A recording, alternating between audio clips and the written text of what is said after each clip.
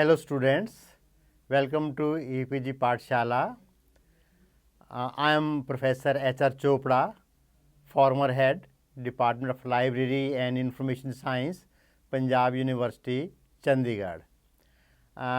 In this module, we will discuss principles of management and their application in library and information centers management, which is part of library and information centers management.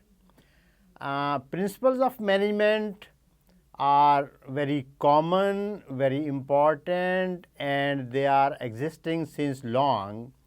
There are many theories in this regard. The principles have different aspects, different approaches, and some are traditional, which are prevalent since long. There are some which are based on experience. There are some other principles which are mathematical, which involved some symbols, codes, which have to be proved. There are some principles which are based on human nature. There are other principles which are more practical and prevalent in certain types of organizations only.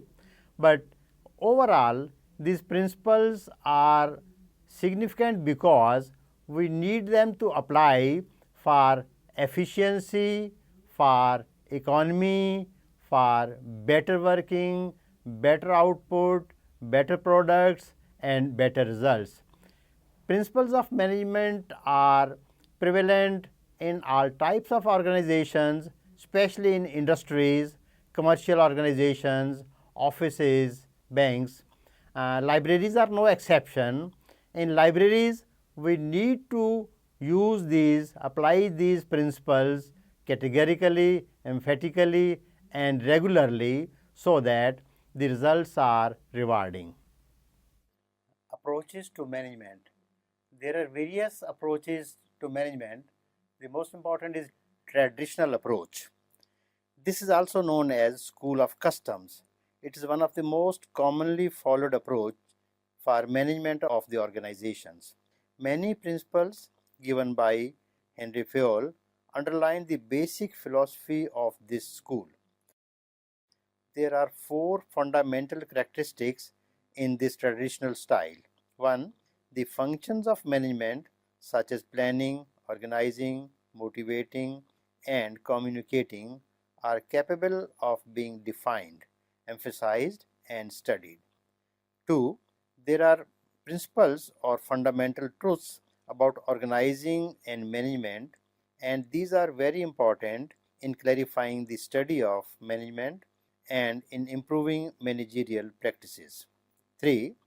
The principles of management derived from the study of management should be the starting point for research and should produce even more useful managerial theory. 4th, management is to a great extent an art concerned with the application of certain principles that are only to a certain degree based on scientific principles. This approach analyzes management as a universal activity, and environment has a great impact on the management and the managers.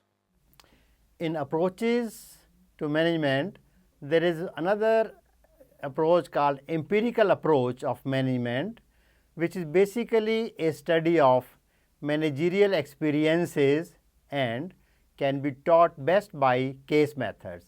Here, the manager keeps in view the background, the past experience, experience in different types of libraries, experience with different type of people, experience with different type of clients, and experience based on his long working experience in the past. Maybe the same organization, maybe different organization. So this experience is very significant because he takes lessons from these experiences. He does not repeat the failures.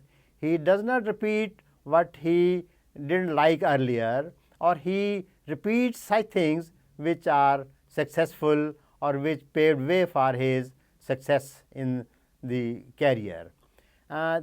This can be passed from one practitioner to another practitioner.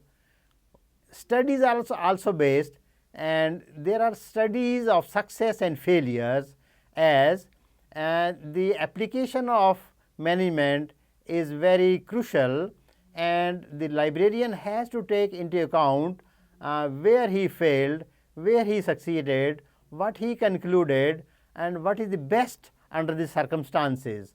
So, it is not only the theory, but it is more practice, more doing, more getting through, and more having the experience. Based on that, he takes decisions and he practices accordingly. This is very important, and studying large number of experiences, studying large number of cases, studying very large number of people's behavior, that helps him to achieve success, achieve clarity, take decisions, and reach the goal. Another important approach of behavior is human behavior approach. Human behavior approach is very important for libraries, because as a manager of the librarian has to deal with people, human being, the clients, human being, the staff, human being. So, the booksellers, they are human being, the suppliers, they are human being, the publishers, they are human beings. So, the librarian has to deal with the people. They may be who supply the material, they may be who provide service in the library, the colleagues, they may be the clientele, the users of the library. So, since he has to deal with the people, this approach is very significant. It is based on their behavior, how they behave, what they expect, what they want, how they work, how they deal, and nature of people varies from person to person. The librarian has to handle all types of people. So, he has to study the human behavior, the understanding, the nature, and take decisions accordingly. Here, of course, motivation is involved, good human relations are involved, and these are based on his better understanding, better productivity, and if he understands, the results could be revealing. So, he has to have qualities of motivation, motivating colleagues, motivating people to do. He should have leadership quality, he should have better communication techniques, he should believe in participative management, and he should be able to deal with the group of people, and that way he can be successful manager. Decision theory approach. It focuses on the concept of analyzing the situation and problems in order to make decisions. The manager is the decision maker and organization is the decision making unit. So, the basic problem in managing is to make rational decision. The major contributor of this approach is Simon, who gave the following assumptions. Number 1, management is essentially a decision making process. 2, the members of the organization are decision makers and problem solvers. 3, organization can be treated as a combination of various decision centers. And fourthly, quality of decision affects the organizational effectiveness. In the case of libraries and information centers, for planning a new building, for providing special services to the clients, or for making provisions for special members, all these activities require a careful analysis and decision making, keeping in view the library budget, equipment, and staff. Not only these, in these days of information technology and literature explosion, there are many other factors. New databases are coming up, new services are expected, new technologies coming up, there is a need to update regularly and contribute accordingly. The infrastructural facilities of the libraries and information centers are required to be updated or added or changed. All this takes lot of decision making process, lot of money and lot of input. It is very important on the part of chief librarian, who is the manager of the library, to take rational decision, otherwise the very purpose of managing the library will be defeated. So in this way, the process of manager increases all the more in because of the new technologies, new developments and new innovations in the field of library and information science. Another important approach to management is mathematical approach. Management is regarded as the problem solving mechanism with the help of mathematical tools and techniques. Management problems can be described in the terms of mathematical symbols and data. This approach covers decision making, system analysis and some aspects of human behavior also. Operations research, mathematical tools, simulation models, etc. are the basic methodologies to solve managerial problems. This approach is very important for certain types of managerial aspects in libraries and information centers also. Another management approach is socio-technical systems approach. This approach deals with social aspect as well as technical aspect. An organization is a combination of both social and technical systems which interact among themselves. Social system of the organization is governed by the social laws as well as by the psychological forces in the society. The technical system is governed by technological factors operating in the organization like physical setting of the work, rules, proceedings, etc.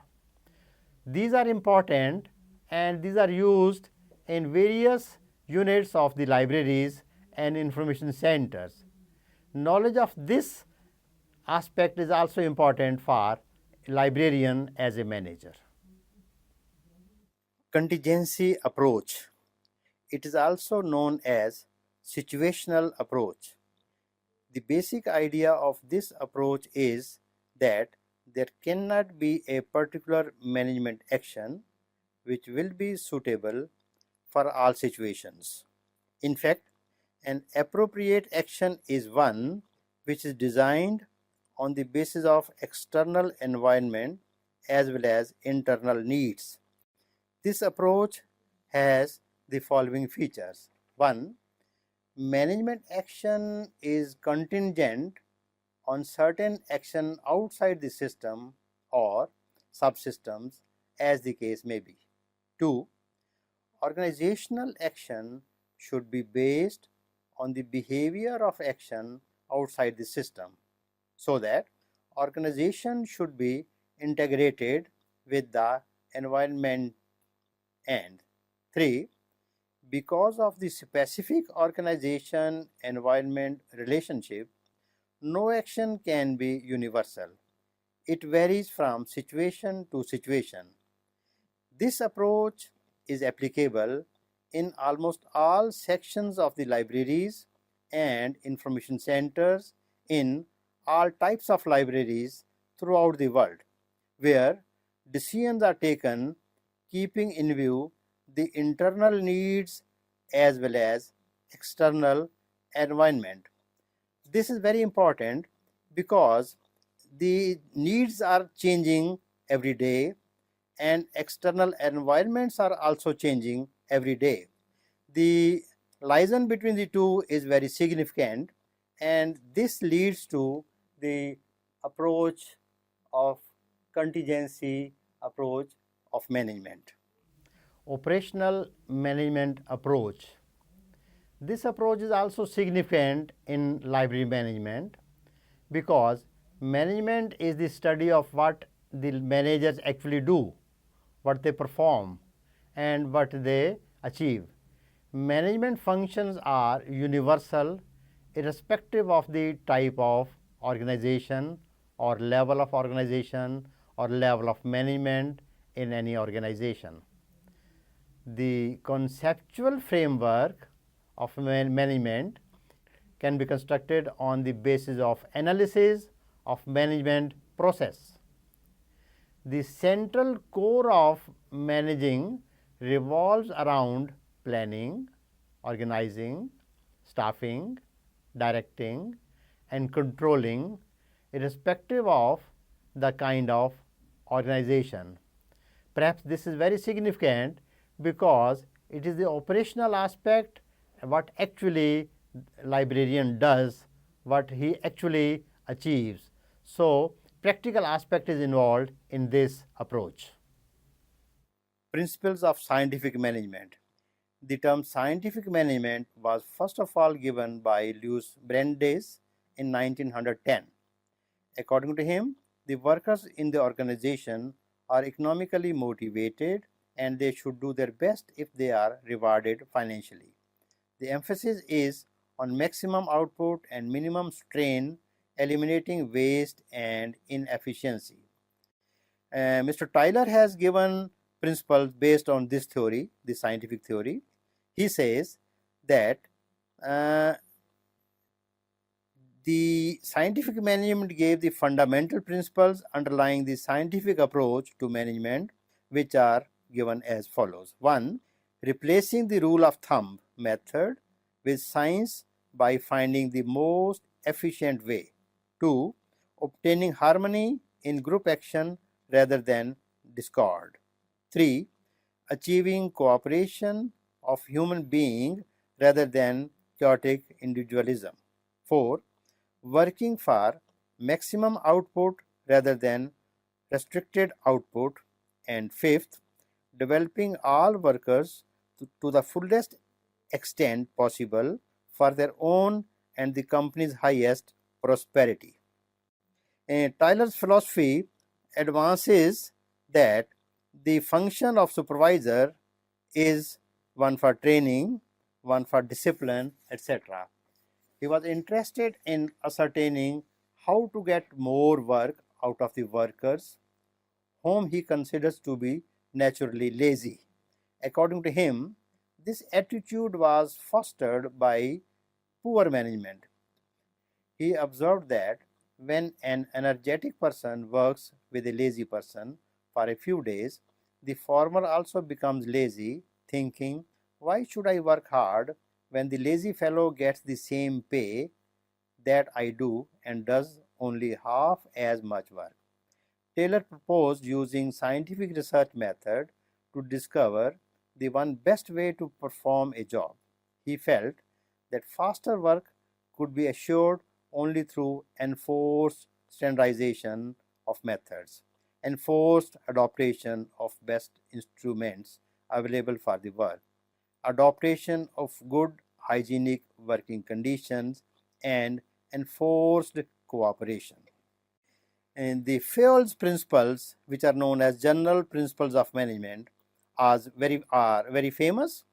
Henry Fayol was one of the opinion that the principles of management are flexible, which are based on his experience.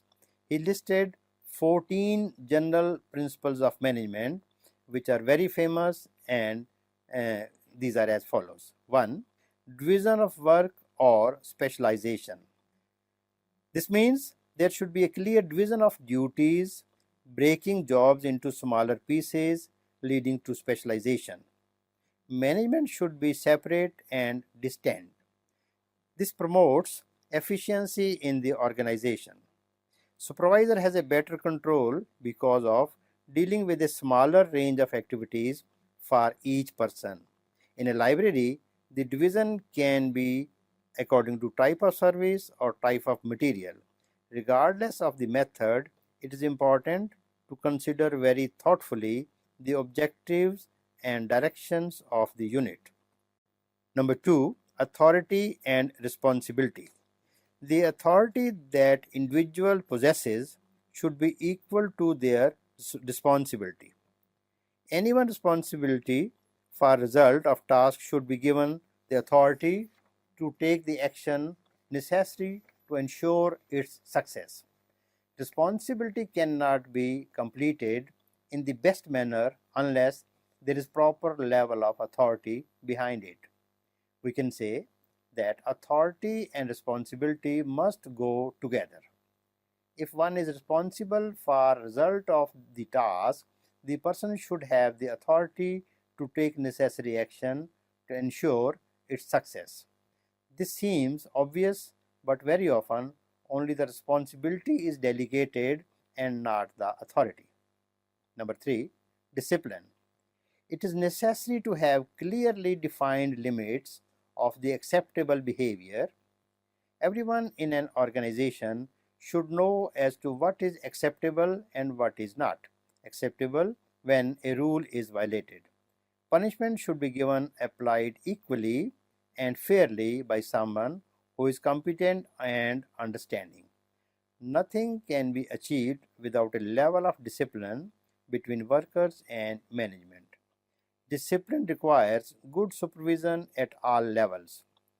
This is applicable in case of libraries and information centers also. This principle is often difficult for a supervisor to apply because there is a tendency of leniency and human relation factor. There should be clear rules and complete obedience to behavior in the best interest of the organization. Fourth, unity of command. An employee should receive orders from only one supervisor in order to avoid confusion and conflict. It should be clear in the organization as to whom a person should be responsible for a given task. In a library, the work of collection, development, technical processing, and reader services are interrelated, involving more than one supervisor. If all of them give the orders separately, it can lead to utter confusion. Hence, in such a situation, the supervisor should have consensus and only one person should give the instructions or orders. Unity of command is very important for the successful functioning of libraries and information centers too. Fifth, unity of direction. There should be only one head and one plan in order to ensure a coordinated efforts. All activities that have the same objective should be supervised by one person. A body with two heads is a monster and has difficulty in surviving. There are a number of interactive variables which is given job situation sometimes cannot be avoided, but there should be minimum line of authority for a given task. For example, in libraries, bibliographical checking unit should have one supervisor. This work is performed in two departments, namely acquisition department and technical department. This principle ensures efficiency, economy, and uniformity. Fourth, subordination of individual interest to general interest. The employees should place the organization's concerns before their own interest. In other words, the individual's interest should be subordinated over the general interest of the organization. Sometimes it is difficult in certain situations in the organization, but if this principle is strictly adhered to, it would lead to general well-being of the workers in an organization. Remuneration of personnel. The pay or wages for work must be fair and adequate, which ensures satisfaction for both the employee and the employer. In a library, the task should be identified first, and thereafter the appropriate staff should be recruited or hired at the established salary or remunerations. It is not a good idea to find the person who can do the job at the lowest possible salary. This can lead to lowering the quality of work or services in the library. Centralization. Centralization is the most desirable arrangement within the organization for formulation of policy in general, and also for procedures ought to be centralized. These are important for uniformity, consistency, and efficiency. Scholar chain. This means line of command from one player. The scholar chain or communication should be moved up and down according to the chain of the command. This is applicable in libraries where we have chief librarian, under him deputy librarian, under him assistant librarian, under him library assistant, and so on. And it can go upward also, and it applies effectively here. The order. The order must be in relation to the avoiding conflict, and it is successful for any library.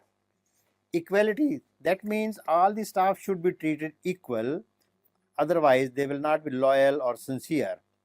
Supervisor should deal with all the staff without being biased, and they should be treated individually but as a not as individually but as a group. Stability and tenure of the personnel. This means the staff should be treated or recruited on permanent basis. They should be stable. They should know that they are going to continue for longer period. This way they will have initiative, they will work harder, they will be loyal, and they will input more. If they are knowing that they are temporary, they are going to be removed, their interest in work will be decreased, and they will not work hard, which will lead to inefficiency in the organization. Another point is initiative. So initiative should be taken by the workers, and for that purpose the manager should give them the chance to take initiative. Sometimes the initiative is failed, they should not be discouraged, they should not be reprimanded, they should not be punished, rather they should be encouraged in this regard. So this way these principles are known as scientific principles. These are very much applicable, and Fowl's principles are applicable in all types of organizations, more so in libraries too. Characteristics of not-for-profit organization. A library is one of the such organizations which are not for profit, but they are for social service, for benefit of the human being, benefit of the society, and such organizations have special characteristics which can be listed as follows. Number one, intangibility. The services may not directly appeal to the services of the customers. Second, inseparability. The services are generally produced in the presence of the customers. In other words, if there is a customer participation in the service or production, this production and consumptions are inseparable. Third is heterogeneity. The services rendered cannot be fully standardized. As a result, there should be variations in the quality of service rendered to different customers. And fourthly, perishability. This means the services many times cannot be stored, and an inventory developed for later physical distribution. In addition to the above four characteristics of the not-for-profit organization, there are some other characteristics also which can be included, such as 1. It is difficult to measure and compare the performance of services of the organization. B. It is equally difficult to inspect quality, determine and implement specifications, take samples and try in advance, and also determine the cost of a service. 3. The relationship between cost, that is input, and benefit, that is output, is blurred. 4. There is no title or ownership transfer when a service is rendered. 5th, service organizations are labor and equipment incentives and are dominated by the professionals. Next, excellence is rare and mediocrity common, and the dissatisfaction is rarely conveyed by the customers. Similarly, service organizations are generally small and operate at a single location. And finally, market forces play a less significant role in the organization. These are some of the important characteristics of a not-for-profit organization of which libraries are directly relevant. Management of libraries and information centers. It is very important that the librarian does certain roles in the libraries as a manager. These roles could be of three types. One is interpersonal role. Here, he as a figurehead gives duties, assigns duties, gets the duties done from his staff colleagues in a ceremonial nature. He deals with the people and takes decision. It could be leading role, it could be liaison role, having liaison links with various colleagues. Second is informational role, which involves providing information, getting information, storing information, perpetually scanning and monitoring the information for the users. This information is disseminated in specific design, in specific role, and to satisfy the users who need it. The third important role of the librarian is decisional role. As a librarian, he has to take decisions. As an entrepreneur, looking for new ideas and adopting them for change, solving the unanticipated problems and handling disturbances, if any, resource allocation, role of dividing work and delegating the authority. Even negotiation role is also on the part of the librarian. So, he has to take decisions on the spot, delegate powers, negotiate and apply his intellect in this regard. Thus, we see that the roles of principles of management are very important. They help us to achieve so many things. First of all, to increase the efficiency in the library. These principles also help us to crystallize the nature of management in the library. Thirdly, it helps us to carry on research for still better results. Fourthly, it helps us to attain social objectives for which the library has been established. And finally, it helps us to take realistic views of the problem so that the purpose is achieved, the goal is achieved, and efficiency is increased in the library or the information centers.